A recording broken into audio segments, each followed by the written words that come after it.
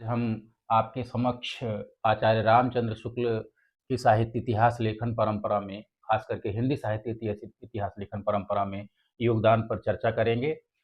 जैसा कि आप लोगों को पहले से ही विदित है कि हिंदी साहित्य इतिहास लेखन परंपरा काफ़ी प्राचीन है, काफ़ी समृद्धशाली है। हिंदी साहित्य के इतिहास लेखन परंपरा की औपचारिक शुरुआत गारसा दत्तांशी से होती है, जिनका प्रमुख ग्रंथ है इस्तवार-दाला लिटरेतुर हिंदुई हिंदुस्तानी। उसके बाद महत्वपूर्ण ग्रंथों में शिव सिंह सेंगर का शिव सिंह सरोज आता है, फिर ग्रियर्सन जी का ग्रंथ आता है the modern vernacular literature of northern Hindustan. फिर मिश्र बंधुओं ने साहित्य इतिहास ग्रंथ लिखा, मिश्र बंधु विनोद।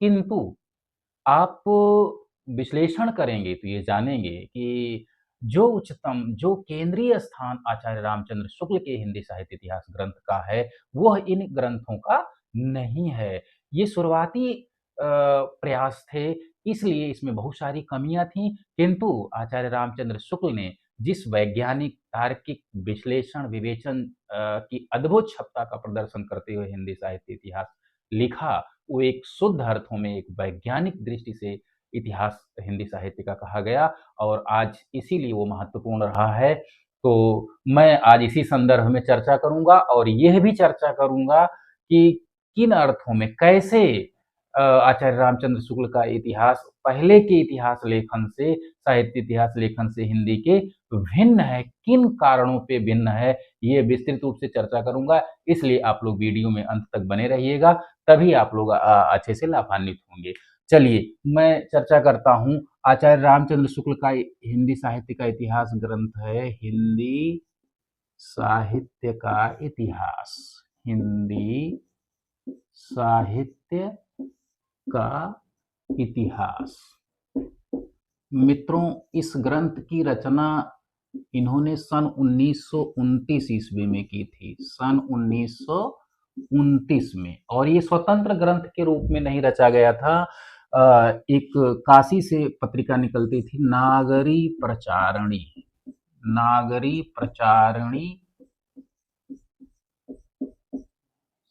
सभा का एक ग्रंथ था हिंदी शब्द सागर। हिंदी शब्द सागर, यह ग्रंथ वहां से प्रकाशित हुआ और इसी ग्रंथ की भूमिका के रूप में आचार्य रामचंद्र शुक्ल ने अपना इतिहास ग्रंथ लिखा था। हिंदी शब्द सागर की भूमिका के रूप में आचार्य रामचंद्र शुक्ल ने अपना इतिहास ग्रंथ लिखा था और आगे चल करके, क्योंकि ये इतना व्यापक, इतना प्रामाणिक सिद्ध हुआ कि आगे चल करके उस भूमिका से हटा करके इसको परिवर्धित, परिमार्जित करके और एक ग्रंथ का रूप दे दिया गया, जो हिंदी साहित्य के इतिहास की दृष्टि से मील का पत्थर साबित हुआ।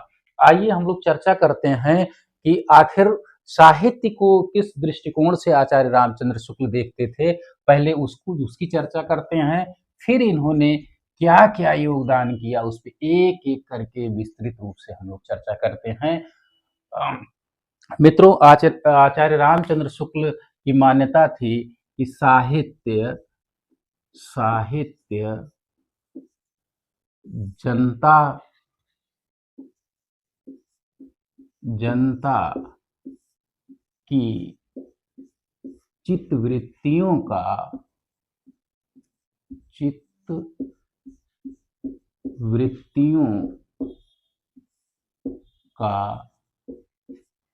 संचित प्रतिबिंब होता है। प्रतिबिंब होता है। ये इनकी दृष्टि से साहित्य जनता की चित्तवृत्तियों का संचित प्रतिबिंब होता है। अब यहाँ मूल रूप से समझने की जरूरत है चित्तवृत्ति को, क्योंकि इस शब्द को हम समझेंगे तभी इनके साहित्य इतिहास लेखन को समझ पाएंगे। ये दो शब्दों से बना है, चित्त और वृत्ति। अब यहाँ चित्त से तात्पर्य होता है मन, चित्त से तात्पर्य है मन, और इस वृत्ति से तात्पर्य है स्वभाव। स्वभाव प्रकृति, कार्य व्यापार, कार्य व्यापार। अर्थात चित्तवृत्ति से तात्पर्य है मन की वह अवस्था, मन की वह अवस्था जिसमें वह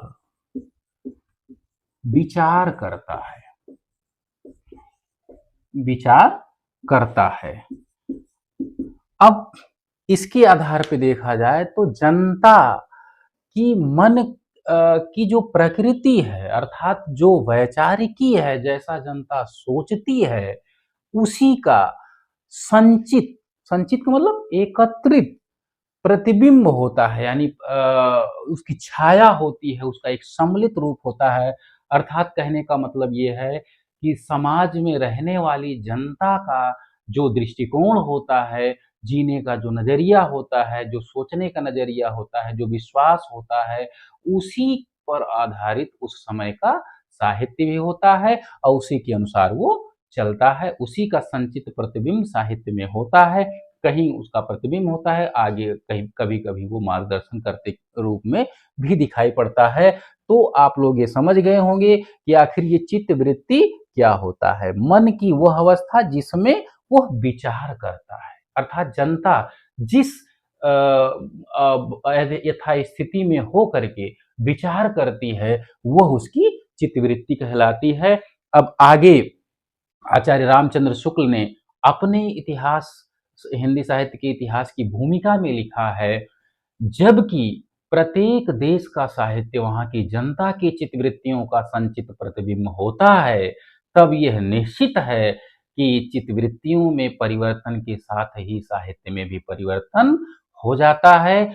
और चित्तवृत्तियों की इसी परंपरा को परखते हुए साहित्य की परंपरा के साथ उसका सामंजस्य स्थापित करना ही साहित्य का इतिहास कहलाता है। आगे उन्होंने लिखा है कि जनता की चित्तवृत्तियां बहुत कुछ उस समय की सामाजिक, आर्थिक, राजनीतिक, धार्मिक एवं सांप्रदायिक परिस्थितियों पर निर्भर करती है।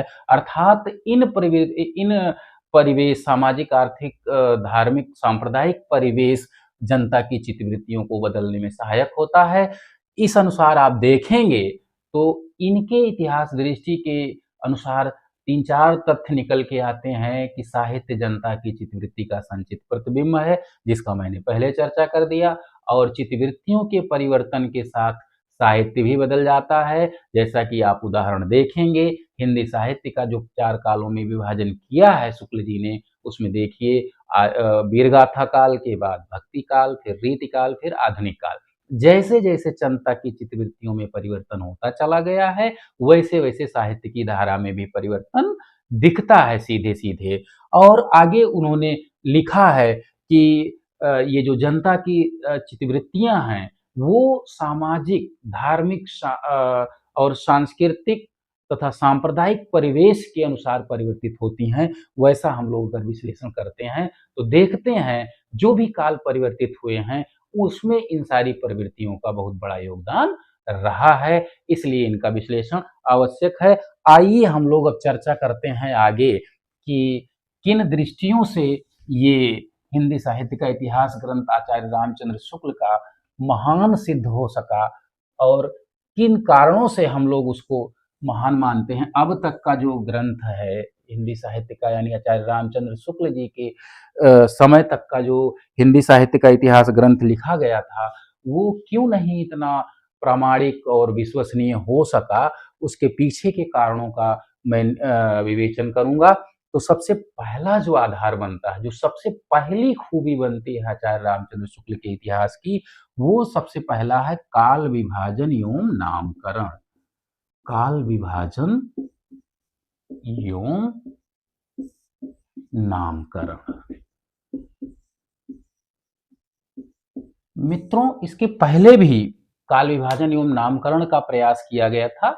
सबसे पहले, ये प्रश्न बार बार पूछा जाता है कि हिंदी साहित्य के इतिहास में सबसे पहले काल विभाजन एवं नामकरण का प्रयास किसने किया? तो जॉर्ज ग्रियर्सन ने अपने ग्रंथ the modern vernacular literature of northern Hindustan में किया। लेकिन उसमें कुछ ऐसी कमियां थीं कि जिसकी वजह से उसको वास्तविक या प्रामाणिक वो काल विभाजन नहीं माना जा सका। आगे मिश्र बंधुओं ने भी किया, उसमें भी कुछ कमियां रह गई। आगे चल करके हम इसमें अभी इसके साथ तुलनात्मक चर्चा करेंगे, तब क्लियर होगा। इन्होंने जो कालखंडों का विभाजन किया उसका मैं विश्लेषण करता हूं।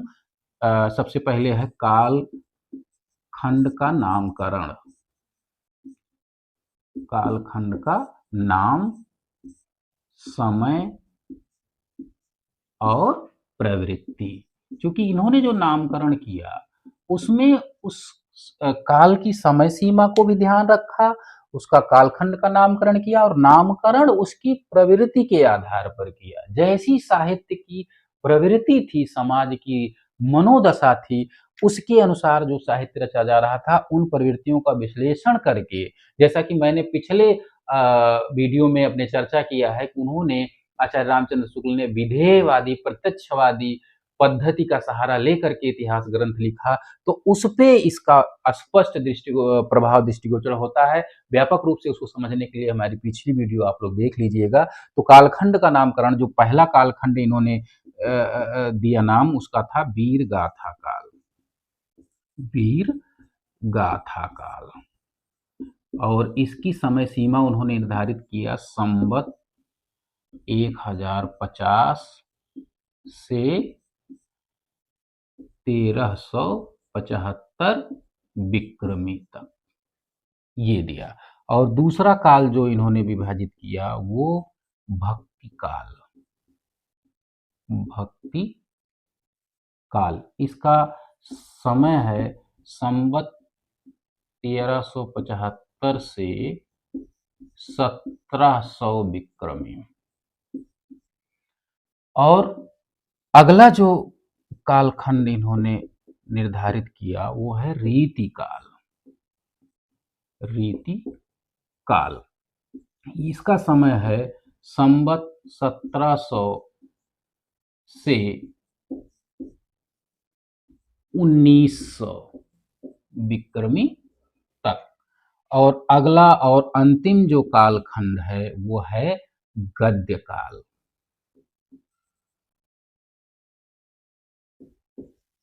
गद्य काल, या इसी को आधुनिक काल भी कह देते हैं, गद्य काल। ये संवत 1900 विक्रमी से अद्यतन या आज तक। इसके पीछे देखिए मित्रों, प्रवृत्तियों का इन्होंने विश्लेषण किया और उसके आधार पर काल विभाजन किया। इसीलिए एक प्रामाणिक काल विभाजन इनका सिद्ध हो सका। और इसके पहले से जो काल विभाजन की समस्या बनी हुई थी उसको एकदम से दूर कर, लगभग दूर कर दिया। एकदम से तो नहीं कहा जा सकता क्योंकि कुछ आपत्तियां बची रह गई थी, लेकिन लगभग समाधान कर दिया उन समस्याओं का।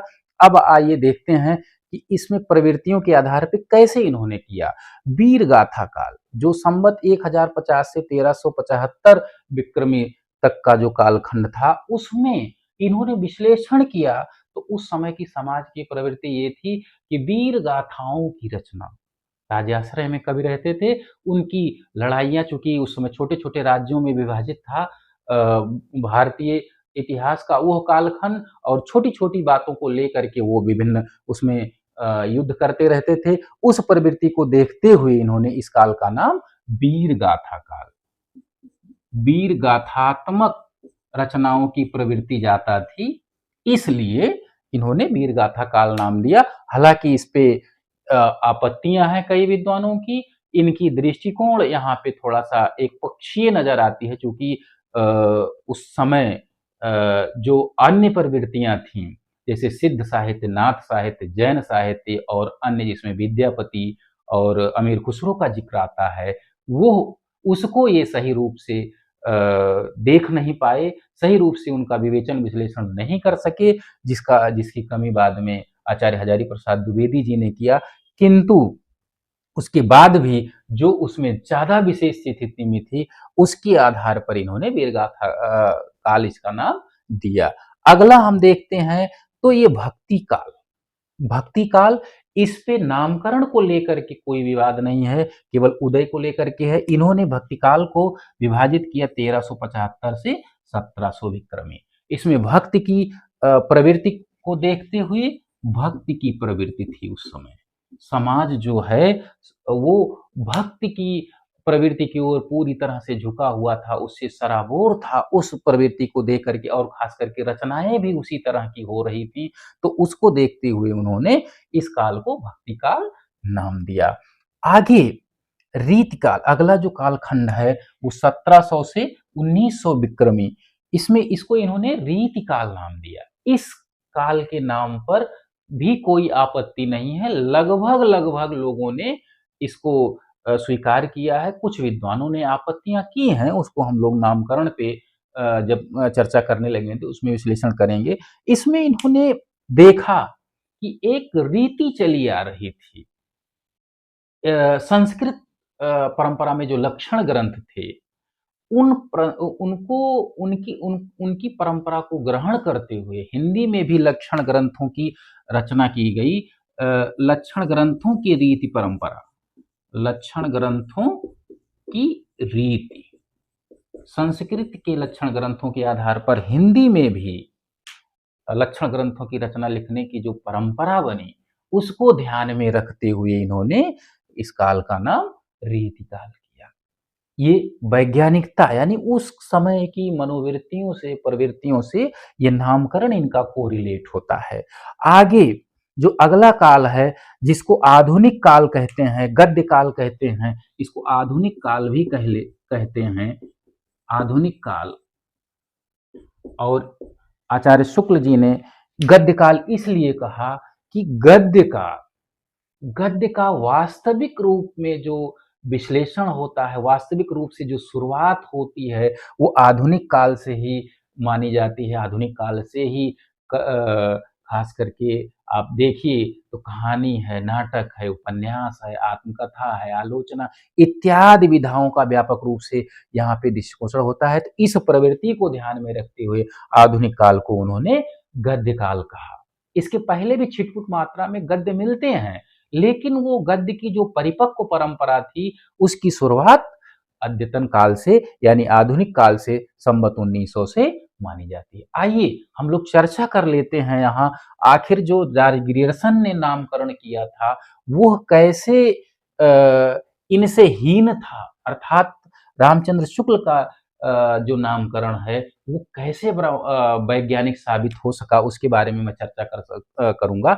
तो जॉर्ज ग्रियर्सन ने जो नामकरण किया था अपने इतिहास ग्रंथ में, वो पहले कालखंड का नाम दिया था चारण काल, चारण काल। फिर मुगल दरबार, मुगल दरबार। फिर अगला था 18वीं शताब्दी, 18वीं शताब्दी। अगला जो नाम दिया वो था कंपनी के शासन में हिंदुस्तान, कंपनी के शासन में हिंदुस्तान,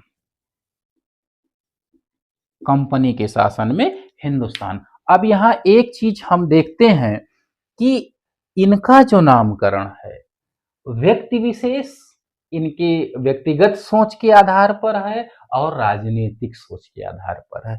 इसमें साहित्यिकता नजर नहीं आती, समाज से इसका कोई बहुत कोरिलेशन नहीं है। समाज की यानी जनता की चित्तवृत्तियों जो साहित्य में दृष्टिगोचर होती है उससे इसका कोरिलेशन नजर नहीं आता है। मुगल दरबारी राजनीतिक आधार पे 18वीं शताब्दी भी एक काल विशेष के नाम पर रख दिया, कंपनी के शासन में हिंदुस्तान, इसमें भी कोई इसका कोरिलेशन, इन चीज का इसका कोरिलेशन नजर नहीं आता। साहित्य की जो धारा थी उसको वास्तविक रूप से विश्लेषण नहीं कर सके। हालांकि इनका महत्वपूर्ण स्थान इसलिए है, इन्होंने प्रयास किया, पहला प्रयास किया, क्योंकि पहले ही प्रयास में कोई चीज परिपक्व नहीं हो जाती, उसको कई चरणों से गुजरना पड़ता है तो वो अंत में परिपक्व होती है। तो इनका महत्व इन्हीं दृष्टियों से है कि इन्होंने पहला प्रयास किया। आज भी कई बार परीक्षाओं में, विभिन्न परीक्षाओं में पूछा जाता है कि हिंदी साहित्य के इतिहास का नामकरण और काल विभाजन का पहला प्रयास किसने किया, तो उसमें आप को वही उत्तर देना है, जॉर्ज ग्रियर्सन। इसके बाद काल विभाजन का प्रयास और नामकरण का प्रयास मिश्र बंधुओं ने भी किया। उन्होंने 5 कालखंडों में पहले विभाजित किया, आरंभिक काल, मध्यकाल, अलंकृत काल, परिवर्तन काल, वर्तमान काल। पुनः इसको जो शुरुआती 3 कालखंड हैं, उनको 2-2 कालखंडों में विभाजित किया। कुल मिलाकर के 8 भागों में हिंदी साहित्य के इतिहास को बाँटा, लेकिन वह भी इतना प्रामाणिक, इतना वैज्ञानिक नहीं सिद्ध हो सका जो कि रामचंद्र शुक्ल जी ने ये किया। तो इन अर्थों में ये महत्वपूर्ण साबित होता है, जो काल विभाजन की, जो साहित्य के इतिहास की सबसे बड़ी समस्या है, सबसे बड़ी विशेषता है, उसका लगभग इन्होंने समाधान कर दिया। अगली खूबी जो आचार्य रामचंद्र शुक्ल जी ने हिंदी साहित्य के इतिहास को दिया, उस पे हम लोग चर्चा करेंगे कि आखिर अगला क्या इनका महत्वपूर्ण योगदान था, जिनके लिए इनको आज भी व्यापक रूप से याद किया जाता है। और ये सदियों तक, यानी जब तक हिंदी साहित्य का इतिहास रहेगा, तब तक उनका केंद्रीय स्थान बना ही रहेगा। तो हम लोग देखते हैं अगला जो प्रयास था, उन्होंने भक्ति काल, भक्ति काल को इन्होंने 4 कालों में बाँटा, 4 कालों में बाँटा। चूँकि भक्ति काल में भी कई तरह की परंपराएँ चल रही थीं, केवल एक ही तरह की भक्ति नहीं थी, उसका रेशा-रेशा अलग करके संपूर्ण भक्ति परंपरा का इन्होंने खूब व्यापक रूप से विवेचन, विश्लेषण किया और उसके बाद उसका रेशा-रेशा अलग करके दार्शनिक एवं धार्मिक आधारों पर इसको पहले 2 विभागों में बाँटा, 2 भागों में। ये सगुण सॉरी पहले निर्गुण को शामिल करते हैं, निर्गुण भक्ति, और दूसरा था सगुण भक्ति, भक्ति धारा। यहां धारा भी जोड़ लीजिए, धारा। अब देखिए, निर्गुण में भी जो धारा निर्गुण मार्गी थी, यानी निराकार ब्रह्म को मानती थी, उसमें भी कोई एक धारा नहीं थी, इसमें भी 2 धाराएं थी, 2 तरह की। उसका इन्होंने विश्लेषण किया और उसके बाद नामकरण किया, जैसे ये ज्ञान मार्गी शाखा, ज्ञान मार्गी शाखा, या इसी को संत मार्गी भी कहते हैं, और दूसरी प्रेम मार्गी शाखा, प्रेम मार्गी। अब इसे ज्ञान मार्गी शाखा के अंतर्गत जो विभिन्न संत कवि हुए, नानक हुए, कबीर हुए, दादू, रैदास, मलूक दास, इनको इनमें शामिल किया। और प्रेम मार्गी शाखा में जो प्रेमाख्यानक काव्य परंपरा में कवि हुए, जैसे मुल्ला दाऊद, चंदायन, कुतुबन, मंझन, नूर मोहम्मद इत्यादि कवियों को इनमें शामिल किया। अब आइए देखते हैं, सगुण भक्ति के अंतर्गत भी इन्होंने 2 धाराओं को देखा। एक थी राम भक्ति धारा, राम भक्ति धारा, और दूसरी थी कृष्ण भक्ति धारा, कृष्ण भक्ति धारा। अब इसमें देखिए, जो राम भक्ति धारा थी, उसमें इन्होंने रखा तुलसीदास, अग्रदास, नाभादास, केशवदास इत्यादि कवियों, यानी जो राम भक्ति से संबंधित रचनाएं रच रहे थे, साहित्य रच रहे थे, उनको राम भक्ति धारा के अंतर्गत शामिल किया। और जो कृष्ण भक्ति में विश्वास रखते थे और कृष्ण भक्ति पर आधारित रचनाएं दे रहे थे, जैसे सूरदास है, कुंभन दास, नंददास, परमानंद दास, चतुर्भुज दास, शीत स्वामी, ये सारे भक्त कवियों को, कृष्ण भक्त कवियों को इन्होंने कृष्ण भक्त धारा के अंतर्गत शामिल किया। तो आप देखते हैं कि शुक्ल जी का योगदान हिंदी साहित्य के इतिहास के निर्माण में कितना है। और इन्होंने वैज्ञानिक दृष्टि से भक्ति काल को भी विभिन्न कालखंडों में विभाजित किया, ताकि साहित्य का इतिहास समझने में किसी को कोई समस्या ना उत्पन्न हो। अगला जो इन्होंने प्रयास किया हिंदी साहित्य के इतिहास के लेखन के योगदान में, वो बहुत ही महत्वपूर्ण है। वो है कि साहित्यकारों के, साहित्यकारों कारों के जीवन वृत्त के स्थान पर कृतित्व का विश्लेषण, कृतित्व का मूल्यांकन किया। अब ये नई परंपरा इन्होंने शुरू की। इसके पहले क्या होता था, जितने भी इतिहास ग्रंथ लिखे गए, जिनका मैंने पिछली वीडियो में चर्चा किया है, उसमें सब में जितने कवियों का ब्यौरा दिया गया, उनका वो जीवन वृत्त तक ही सीमित रह गया। केवल उनकी रचनाओं के नाम शामिल किए गए, रचनाओं में क्या है, कौन सी विशेषताएं हैं, किन आधारों पे, उनका कोई जिक्र नहीं किया गया। तो इन्होंने, रामचंद्र शुक्ल का जो योगदान है, उन्होंने इस जीवन वृत्त पर बहुत फोकस नहीं किया, विशेष रूप से उनके कृतित्व, उनकी रचनाओं का मूल्यांकन किया और उनकी रचनाओं में जो बातें निहित थी, उसके आधार पर उन कवियों का स्थान निर्धारित किया। चूंकि कोई कवि है, उसका जीवन तो समाज के लिए अनुकरणीय होता ही होता है, लेकिन उसके द्वारा जो सृजित रचना है, उससे जन्म जन्मांतर तक यानी सदियों तक लोग लाभान्वित होते रहते हैं। तो इसलिए जीवन वृत्त से ज्यादा महत्व का उसका कृतित्व होता है, जिसका समाज अनुकरण करता है, जिससे समाज अधिकांश मात्रा में लाभान्वित होता है। तो वो चीज, यह वैज्ञानिकता इन्होंने साबित की। जबकि इसके पहले जितने भी इतिहास ग्रंथ लिखे गए, सब में केवल कवियों और साहित्यकारों का जीवन वृत्ति ही लिखा जा रहा था। इसके पहले और इसके आगे उन्होंने क्या योगदान किया, उस पर भी हम लोग चर्चा करते हैं। साहित्य का जो मूल्यांकन हो रहा था अब तक, पारंपरिक रसवादी दृष्टिकोण के आधार पर हो रहा था। इन्होंने लोक मंगलवादी दृष्टिकोण से